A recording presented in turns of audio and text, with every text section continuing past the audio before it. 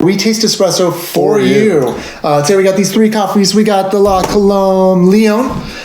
We've got the La Colombe Louisiane. And then we have a 2019 La Colombe Guatemala Cerro Grande that we had in the freezer since 2019. Yeah, Rob, what'd you think? Yeah, these were, I was really hesitant about the Lyon and the Louisiane especially. I mean, these are not meant for espresso normally. But, we're here at Just Espresso, and we're like, well, let's just see if it makes espresso anyway. And it makes pretty decent espresso on our decent espresso machine. Thank you, decent. Yeah, I mean, I actually like the Lyon. I thought that was pretty good. Louisiane was exactly what I expected it to be, and that's not. But a little sweeter. Perhaps. I was impressed by it. It was a little sweeter than perhaps I was expecting. Yeah. And then the Cerro Grande. I mean, again, freezing your coffee totally works. Sort of. Yeah, it's still aged. There's still some age on there, but ultimately, it was pretty tasty. I'm sure we could dial it in a little better, make it just a little sweeter, or pull it shorter. And we could have, probably could have pulled it like 0.2 of a gram shorter. Yeah. That probably would have given us the thing. What we did you? Pull this. These are Rob's espresso recipe, which, by the way, look in the comments are for that video on how we do it on the decent with this recipe. And this is the longer recipe, which is my recipe. Right. Though we kind of are going to tweak both of these together.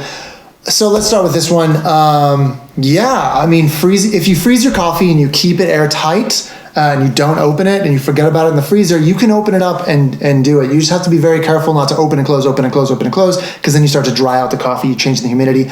This was nice. It was kind of pretty, really, The acidity was there, like more of like, we were talking like lemon lime candy, maybe. Yeah. Peach, I got like a peach tartness, so maybe more like, I don't know what that translates to, but it's almost like the prettiness of the peach with some sort of tartness, which I think is that lime candy. Yeah. It's like a sweet tart almost, but more tart than sweet, I would say. Coming back to the Louisiane. The Louisiane I was really impressed by. I didn't think I was going to like this at all. Because this is essentially the style they make these in is to basically... The love letter to New Orleans, it says on the back of it, I just read there. It's supposed to be just like the way that they do chicory coffee in New Orleans. And it's got this like heavy smokiness. It says finding the mineral smoky. Like the mineral I didn't get so much, but a really, really sweet with that smokiness. No acidity, like zero acidity. Yeah. But definitely, I don't prefer the smokiness usually unless I'm having mezcal Negroni. And this had that smokiness, but it was like that burnt brownie fudge. You said leather? I said leather like a nice, a nice leather. Have you ever like gnaw on some leather that's like, it's kind of sweet almost, but and then like watered down whiskey too. I mean, the body wasn't actually very heavy at all. It was a little lighter body. Yeah.